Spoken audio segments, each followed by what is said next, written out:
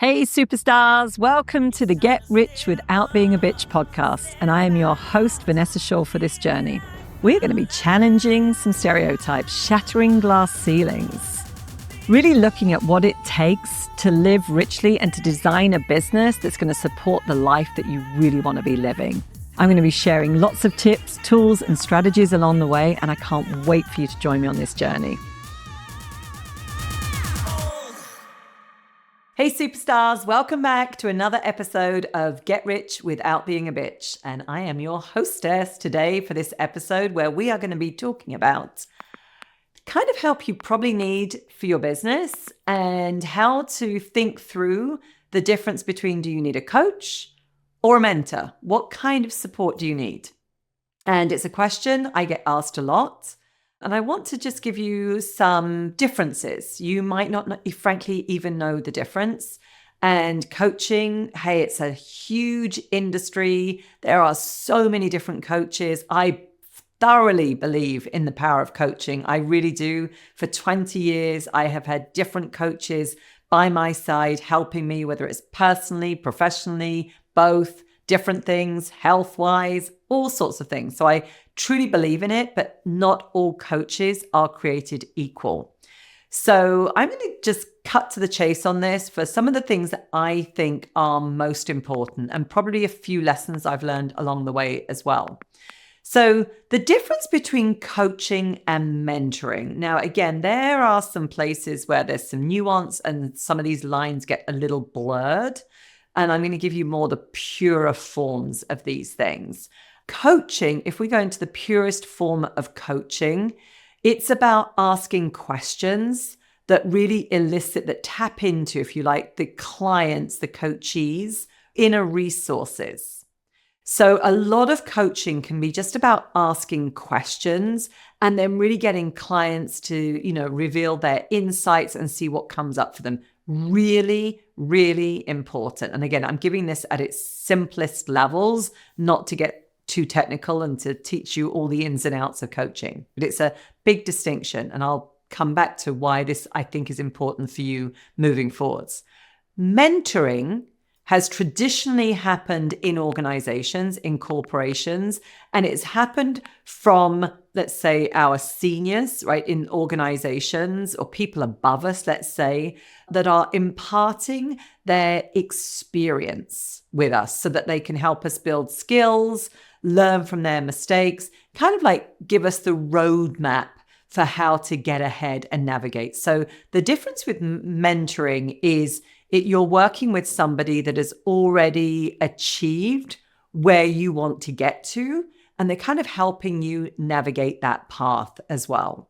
So it's not that there are less, there's considerably less questions. There's still going to be questions and listening and kind of bringing those things together.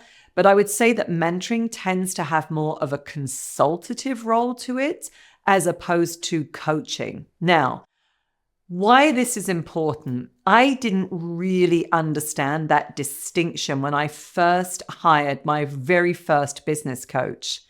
And I remember sitting down, I was a little baffled by, how this whole business thing was going to work out. And they started to ask me questions. And really what I was wanting for them to do was to lay out a roadmap for me. Like, I didn't know where to go next. I didn't know what the steps were. I didn't know what the roadmap was. And all of a sudden, this, coach, this person that I'd hired as a business coach, that's what they called themselves back then, was asking me questions around, well, what do you want your business to look like? And what do you think your ideal clients are? And what do you think your strengths are? Again, it's not that these are irrelevant questions. They were pertinent questions, but for me, they lacked a system, a methodology, and a roadmap. So I found myself constantly thinking, like, where am I going? So for me, hiring coaches now becomes, I want to understand what their methodology is. How do they help me get to the next level? Because frankly, the methodology might not be aligned with myself and my beliefs and my values. And I think, again, that's really important, right? Some of you listening to this, you might be like, hey, I'm all for hustle. I'm really ready to work hard right now. I love the thought of being that little hustler and just getting it down. And that's really what I want to go after. So again, you're going to want to choose like a coach and or a mentor that's aligned with that. But if you are also somebody that you say, right, I want to grow and scale my business and I'm done with hustling, right? Me personally, I'm done with hustling. I have done my fair share of it. It was great for getting my business off the ground. But at this point in my life, it is the last thing I want to be doing. So the last thing I would want to be doing is choosing a coach or a mentor that's still got very much that hustle mindset. I hope that's making sense for you.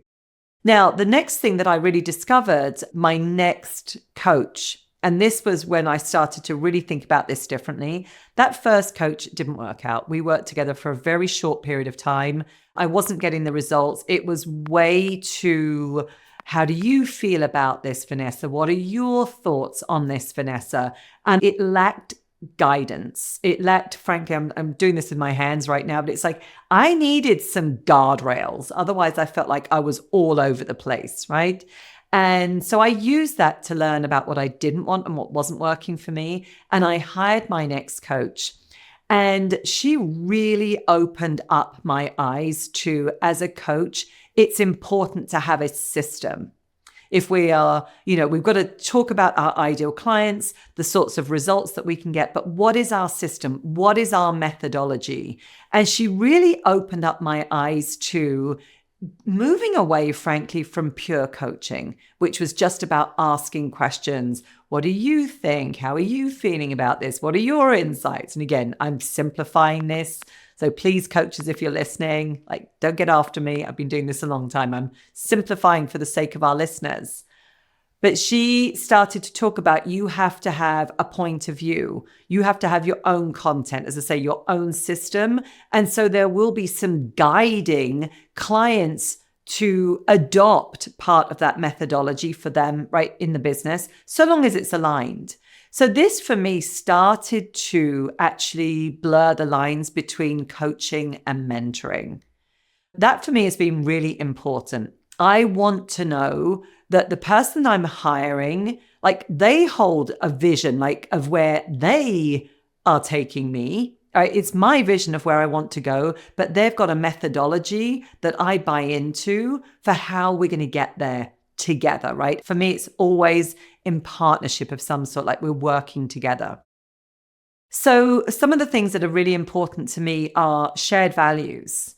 I've made the mistake. I have made the mistake of hiring coaches in the past that probably I really didn't like what they stood for. And again, I want to openly admit that.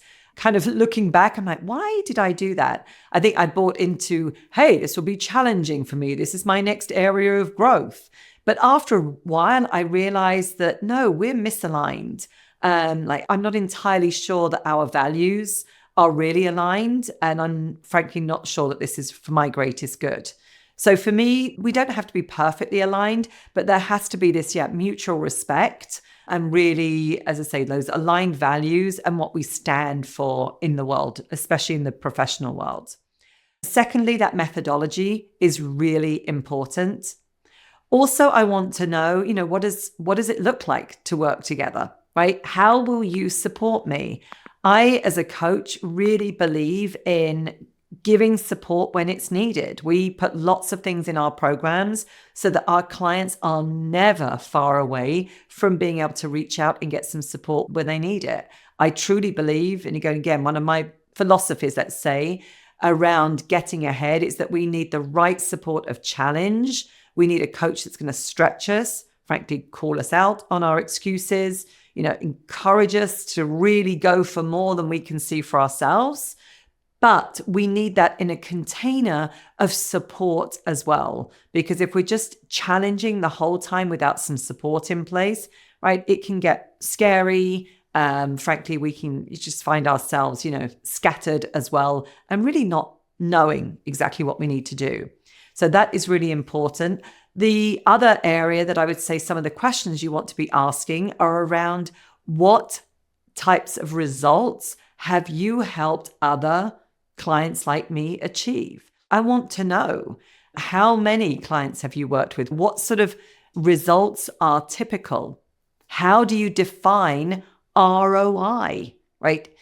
When we work together, right? What are all those are the sorts of questions you want to be asking as you think about hiring a coach or a mentor. And or is it something that you want a blend of the two? So I hope that's helpful. It's just some quick tips today. But, as we're going into the end of the year, you might well be thinking it is time to either change your coach, frankly, get a coach and or slash mentor. And it's good to be thinking through, yes, what are those questions that you need to be asking? What are going to be really important to you as you make that next hire? And of course, if there's anything that we're sharing on this podcast that is meaningful to you, that is resonating, I would also encourage you to reach out, get on my calendar. We'll have a conversation around if we're really a fit to help you achieve your goals and or make some recommendations. So please know that that's also available to you. And you can find a link to that in the show notes and or find us at businessgrowthacademy.com. Don't forget to hit the subscribe button. I don't want you missing any more episodes either. See you soon.